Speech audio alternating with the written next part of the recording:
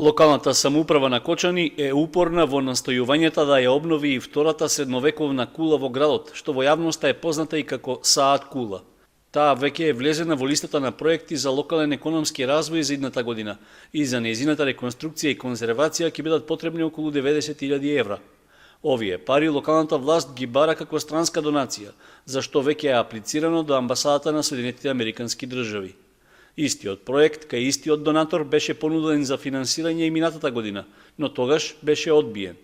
Токму затоа збунува фактот што сега повторно од американците се бара да го помогнат обновувањето на објектот. Од општината велат дека тоа не го прават случајно, туку по претходен договор со администрацијата во амбасадата. Американската амбасада има повторна објава и при првото одбивање ни беше укажано во колку има нова објава да се обидеме повторно да конкурираме и ние сега повторно ќе конкурираме за истиот проект. Дали второто аплицирање за финансиска помош за реконструкција на Саат кулата ќе биде успешно, се уште е непознато, а одговорот најверојатно ќе стигне на почетокот од идната година.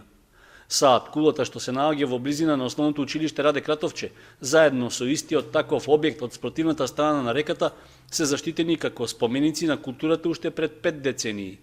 Реконструкцијата на едната од кулите беше направена во 1978 година и во неа тогаш се смести мала археолошка и нумизматичка збирка, како и роднокрајното одделение.